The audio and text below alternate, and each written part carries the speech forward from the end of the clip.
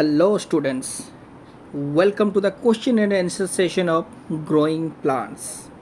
Today we will do question and answer of growing plants. इसके पहले video में हम लोग पढ़ाई कर लिए थे ग्रोइंग प्लांट्स के बारे में. अब क्वेश्चन आंसर करेंगे. Without any delay let's start. पहला question, Why is water needed for germination to occur? Why is water needed for germination to occur? पानी का ज़रूरत क्या है जर्मिनेशन करने के लिए? पहला ऑप्शन दिया गया है इट क्लीन्स द सीड. दूसरा ऑप्शन है इट वेट्स द सीड्स. तीसरा ऑप्शन है it makes the seed swell up. चौथा ऑप्शन है it allows store food in cotyledons to become available for use by the embryo. अब एक एक को समझते हैं. ये करते क्या है, पानी का ज़रूरत क्या है? इट क्लीन्स द सीड, ये सीड को क्लीन करने के लिए. इट वेट्स द सीड, इसे भिगाने के लिए. It makes the seed swell up, इसे फुलाने के लिए. और it allows store food in cotyledons to become available for use by the embryo. इसका सही जवाब क्या है बच्चों? मैंने आप लोगों को बोला था कि जो माइक्रोफाइल का अंदर से पानी जाता है सीड का अंदर, फिर कोटिलेडन्स में जो खाना स्टोर होकर रहता है एम्ब्रियो के लिए, वो उसमें घुल मिल जाता है, वो डिजॉल्व हो जाता है, फिर जाके सीड उसे खा पाता है. क्योंकि वो बच्चों की तरह होता है, जैसे बच्चे कोई स्ट्रॉन्ग चीज़ नहीं खा सकते, कोई सॉलिड चीज़ नहीं खा सकते, उन्हें लिक्विड चीज़ ही देना पड़ता है. उस तरह एम्ब्रियो को जब पानी में घुल जाता है, कोटिलेडन्स में जो खाना वो डिजॉल्व हो जाता है और लिक्विड फॉर्म में कन्वर्ट हो जाता है, उसे एम्ब्रियो खाता है. तो इसका सही जवाब क्या है? डी. डी इसका सही जवाब है. चलिए नेक्स्ट क्वेश्चन की तरफ जाते हैं. दूसरा question, air is necessary for germination. Air germination के लिए ज़रूरत क्यों है? अब बताओ बच्चा. To make the seed lighter, to allow the seed to float, to allow stored food to be used for release of energy, और to make water aerated.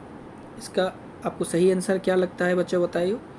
To make the seed lighter, to allow the seed to float, to allow stored food to be used for release of energy, और to make water aerated. बच्चों बताओ सही जवाब क्या है? Yes, to allow stored food to be used for release of energy. समझ में आया होगा बच्चों. अब तीसरा क्वेश्चन की तरफ जाते हैं. Warmth is needed for germination because. Warmth क्यों ज़रूरत है जर्मिनेशन करने के लिए? It helps in the growth of the seed, it makes the seed comfortable, it makes the seed absorb soil, it is better to be warmth than to be cold. इसका सही जवाब है बच्चों A. It helps in the growth of the seed, ये grow करने में help करता है. इसका सही जवाब है ए. अब क्वेश्चन नंबर 4 की तरह चलते हैं. Which is not a true of flowers. Which is not true of flowers, इनमें से कौन सही नहीं है, ट्रू नहीं है? बताओ बच्चे कौन सा सही नहीं है. Option A reproductive part of a plant, option B change into fruit, option C contain seeds, option 4 attractive. एक क्वेश्चन में थोड़ा प्रिंटिंग मिस्टेक है, attractive. Okay. Which is not true about flowers. Flowers के बारे में क्या सही नहीं है? देखो ये it is a reproductive parts of a plant, हमें पता है क्योंकि फ्लावर से ही फ्रूट्स होता है, ये सही है. Change into fruit, obviously flower become fruits, ये भी सही है. Contain seeds, fruit content seeds, flower कब से सीड कंटेंट लगा भी, तो ये गलत है. इसमें पूछा गया है इनमें से गलत कौन है, तो इसका जवाब सी है. इसका जवाब सी है. नेक्स्ट क्वेश्चन जाते हैं. Question number 5, which among the following is not required for germination of seed. Seed germination हम लोग पढ़े थे पिछले वीडियो में. तो जर्मिनेशन ऑफ सीड्स के लिए व्हिच इज़ नॉट रिक्वायर्ड, कौन सा चीज़ इनमें से ज़रूरत नहीं है? बताओ बच्चे. वाटर तो ज़रूरत है, एयर का ज़रूरत है, सनलाइट का भी ज़रूरत है, तो ज़रूरत किसका नहीं है? प्रेशर का ज़रूरत नहीं है. तो इसका जवाब डी. 5 का आंसर क्या है? डी है इसका जवाब. अब बच्चों सेक्शन नंबर बी को आते हैं। Write the missing word to complete each of the following. Write the missing words to complete each of the following. पहला question, sepals help protect the dish while petals helps dish. Sepal किस चीज़ में help करता है और petals किस चीज़ में हेल्प करता है? बच्चा हम लोग पढ़े थे, सेपल्स बर्ड को प्रोटेक्ट करता है, sepals helps protect the bird. और पेटल्स किस चीज़ में हेल्प करता है? Petal to attract insects, to attract insects का सही जवाब है बच्चों, sepals help protect the bird while petals help to attract insects. I hope आप लोग को समझ आया होगा। नेक्स्ट क्वेश्चन करते हैं। बच्चों बताओ, carrot grows from a root. ये रूट से बना है, हम लोग पढ़े थे, रूट से, स्टेम से और लीफ से क्या क्या चीज़ ग्रो करता है। कैरोट, टर्निप, ये सब रूट से ग्रो करते हैं। Okay, while potato grows from A, potato, ये पोटैटो अंडरग्राउंड स्टेम से होता है, पोटैटो स्टेम से ग्रो करता है, पोटैटो स्टेम से ग्रो करता है। अब थर्ड क्वेश्चन सेक्शन बी का चलते हैं। Pollen grains are found in anther, while ovule is found in, pollen grains anther में होता है, ओव्यूल कहाँ होता है? यस बच्चों, ये ओव्यूल ओभारी में होता है, ये ओव्यूल ओभारी में होता है। फोर्थ नंबर क्वेश्चन पे चलते हैं। Seed coat is the seed covering. Seed coat seed covering है। माइक्रोपाइल क्या है बच्चों? माइक्रोपाइल से वाटर अंदर जाता है। माइक्रोपाइल क्या है? माइक्रोपाइल एक टाइनी होल है। माइक्रोपाइल क्या है? एक टाइनी होल है जिसके अंदर से वाटर जाता है, फिर कोटिलेडन्स में जो खाना है वो डिजॉल्व होता है और एम्ब्रियो उसे खाता है। ये हम लोग पढ़े थे जर्मिनेशन में। ओके, अब the reproductive parts in a flower are dash and dash. अब बताओ, ये सबसे आसान सवाल है, रिप्रोडक्टिव पार्ट फ्लावर में है क्या? एक फीमेल पार्ट, एक मेल पार्ट होगा। फीमेल पार्ट क्या है? कार्पेल, और मेल पार्ट क्या है? स्टेमन। तो सही जवाब बच्चों क्या है? कार्पेल और स्टेमन, कार्पेल और स्टेमन। अब चलते हैं सेक्शन सी की तरफ, जिसमें बताया गया है बच्चों, draw a well level diagram of parts of a flower. अब पार्ट्स ऑफ ए फ्लावर का डायग्राम बनाना है बच्चों। ये पार्ट्स ऑफ ए फ्लावर का डायग्राम है, आप लोग देख सकते हो, ये पार्ट्स ऑफ ए फ्लावर का डायग्राम है, आपका बुक में दिया गया है, आप लोग उसे प्रैक्टिस करना। ये नहीं है, ये कॉपी करने में क्रॉप थोड़ा सही से नहीं हुआ है, ये आपको ये डायग्राम बनाना है, ये डायग्राम बनाना है। समझ में आया बच्चों? फिर नेक्स्ट क्या डायग्राम बनाने बोला है? Part of a seed. देखिए, ये पार्ट ऑफ ए सीड है, आपको एम्ब्रियो शो करना है, कोटिलेडन शो करना है और सीड कोट शो करना है। ये दूसरा नंबर क्वेश्चन सेक्शन सी का। फिर तीसरा नंबर क्वेश्चन की तरह जाते हैं। ये बोला है स्टेजेस ऑफ जर्मिनेशन शो करने के लिए। बच्चों ये हुआ स्टेजेस ऑफ जर्मिनेशन, पहले सीड, फिर रेडिकल निकलता है, फिर प्लूम्यूल निकलता है, फिर ये जो प्रोसेस है इसे बोलते हैं स्टेजेस ऑफ जर्मिनेशन। एक एक स्टेज देके ये जर्मिनेशन हुआ है बच्चों। ये आपको लिखना नहीं है बच्चों, ये सही से क्रॉप नहीं हुआ है, ये पार्ट नहीं लिखना है आपको, बस यही फिगर आपको बनाना है, यही फिगर आपको बनाना है स्टेज ऑफ जर्मिनेशन में। ये आपके बुक में अवेलेबल है, तो देख के बस प्रैक्टिस करना है। और चलते हैं क्वेश्चन नंबर डी की तरह, short answer question. Name the parts of plants from which vegetative propagation can be done. हम लोग पढ़े थे बच्चों, एक सीड से होता है रिप्रोडक्शन और एक वेजिटेटिव प्रोपागेशन से होता है, मतलब स्टेम से होता है, रूट से होता है और लीफ से होता है। जी हाँ बच्चों, यही उसका जवाब है। Vegetative propagation can be done by stems, roots and leaves. तो पहला जवाब हो गया। अब दूसरा क्वेश्चन की तरफ चलते हैं। दूसरा क्वेश्चन है क्या? Name one plant each that can be propagated by stem, root and leaf. Stem से एक प्लांट बताओ जो स्टेम से होता है, एक रूट से बताओ, एक और लीफ से बताओ। कल हम लोग पढ़ाई किए थे। स्टेम से कौन सा है? स्टेम से पोटैटो है, ये अंडरग्राउंड स्टेम से बनता है।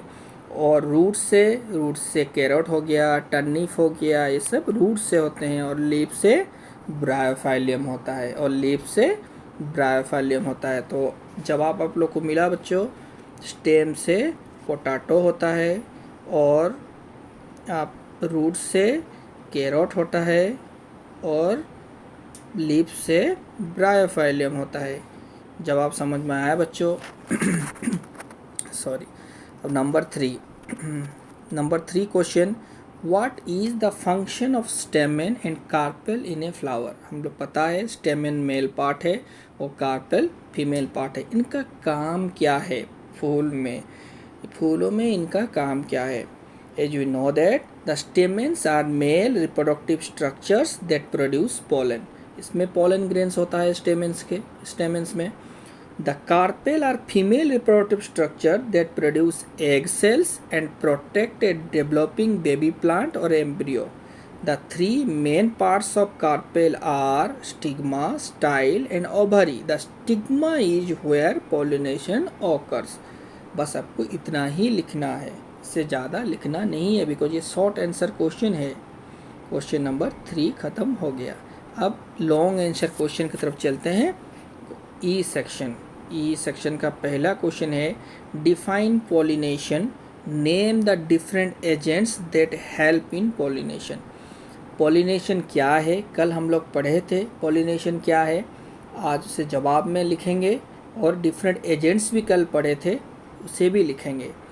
चलो बच्चों जवाब देखो, the transfer of pollen grains from the anther to the stigma of a flower is called pollination.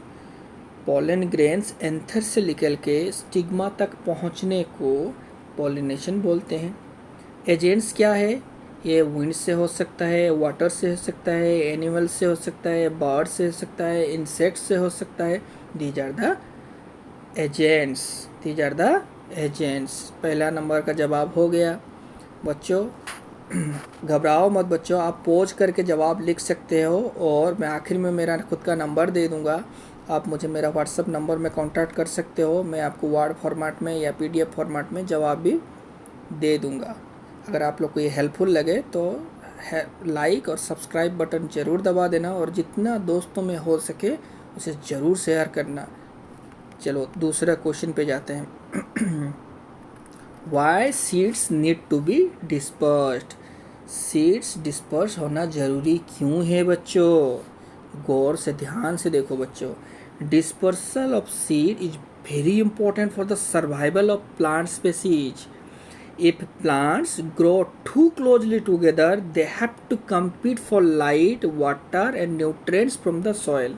अगर पास पास में बहुत सारा पेड़ हो जाएगा तो उन्हें खाना नहीं मिलेगा बच्चों, उन्हें लाइट नहीं मिलेगा, उन्हें पानी नहीं मिलेगा, उनका जो न्यूट्रिएंट्स ज़रूरत है वो नहीं मिलेगा।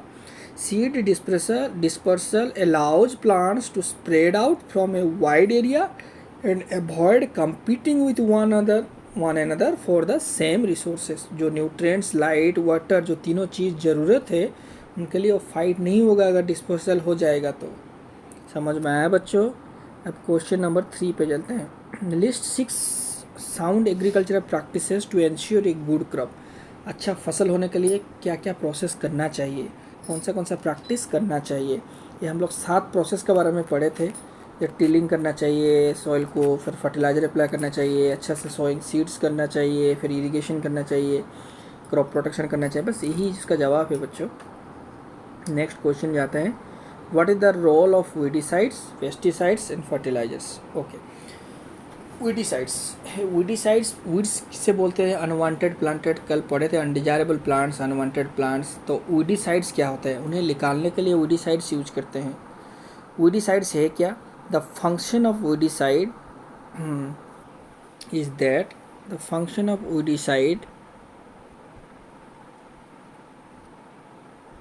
ये एक्स्ट्रा लग गया, फंक्शन ऑफ वीडिसाइड्स, एस की जगह डी बढ़ गया टाइप करने में। The function of weedicides is that to kill the weeds in a particular crop so that the main crop gets the total sufficient nutrients need for the plant. उसे अगर निकाल देंगे तो जो मेन क्रॉप हम लोग किए हैं वो सफिशिएंट न्यूट्रिएंट्स मिलेगा उसे, नहीं तो वीड ही सारे न्यूट्रिएंट्स चूस लेगा। समझ में आया बच्चों? फिर चलते हैं pesticides. What is the role of pesticides? What is the role of pesticides? Pesticides are chemicals that are used to destroy, repel or otherwise lower pest infections to protect crops from damage। बच्चों, pesticides एक chemicals होता है जो कि paste को किल करता है, paste को डिस्ट्रॉय कर देता है और उसे कमा देता है पूरी तरह से, या उसे पर ख़त्म कर देता है। ये पेस्टिसाइड्स वही चीज़ है। कल हम लोग पढ़े थे बच्चों पेस्ट क्या है। जिसे समझ नहीं आता वो मेरा अगला वीडियो देख सकता है, पेस्ट है क्या, वीड्स है क्या, मैंने डिटेल समझाया हुआ है। नेक्स्ट क्वेश्चन पे चलते हैं, फर्टिलाइजर्स। ये सबको पता होगा what is the role of fertilisers. Fertilisers are added to the soil to add nutrients that crops would need to give a good yield. Fertilisers ज़रूरत है ज़्यादा अच्छा फसल उगाने के लिए, ये एक न्यूट्रिएंट्स की तरह काम करता है। नेक्स्ट 5 नंबर क्वेश्चन के जाते हैं, आखिरी क्वेश्चन है ये। What kind of pest must farmers guard against? ये क्वेश्चन थोड़ा टिपिकल फार्मिंग टाइप क्वेश्चन है। कौन सा पेस्ट को गार्ड करना चाहिए हमें? Must farmers guard against. Kind of pest must farmers guard against a harmful pest. जो हार्मफुल पेस्ट होता है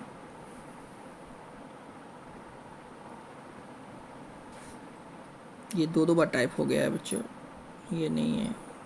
kind of pest must farmers guard against ये लिखना नहीं है आपको, ठीक है, ये लिखना नहीं है। Peppermint, ant, beetle, moth, race, hornet, tick, owls and silverfish. और आपके स्कूल में भी इसका ज़्यादा आपको और भी बता सकते हैं, बस इतना लिखना काफ़ी है। नेक्स्ट हॉर्स के क्वेश्चन ज़्यादातर स्कूल में कराते नहीं है, लेकिन आप लोग को जानकारी होना चाहिए बच्चों। What would be happen if all the seeds should fall under the parents plants? अगर वही पेरेंट्स प्लांट्स के नीचे ही आ जाएंगे सारे सीड तो होगा क्या? If all the seeds of a plant fall under the parent plant, there will be a shortage of space for the germination of the seeds. Germination करने के लिए स्पेस शॉर्ट हो जाएगा। इवन इफ द जर्मिनेट, अगर गलती से भी germinate हो जाते हैं सारे, they can not grow properly, वो बड़े नहीं हो सकते due to scarcity of food. खाना न्यूट्रिएंट्स नहीं मिलेगा उन्हें। Scarcity of food resources and also space, ज़्यादा स्पेस नहीं मिलेगा, खाना नहीं मिलेगा तो ग्रो अच्छे से नहीं कर पाएंगे। दस some of them will fail to grow, वो बड़े ही नहीं होंगे। कुछ पहला बार जर्मिनेट ही नहीं होंगे, और अगर गलती से जर्मिनेट हो गए तो बड़े ही नहीं होंगे। There is a fight for the space and food, ठीक है। This much from my side. चलो बच्चों, गुड नाइट। अगर आपको इस जवाब का PDF चाहिए तो मुझे मेरे नंबर पे व्हाट्सअप कर सकते हो। मेरा नंबर है 9438146990 9438146990। इस नंबर पे आप मुझे व्हाट्सअप कर सकते हैं, मैं आपको PDF सेंड कर दूँगा। Thank you, bye bye.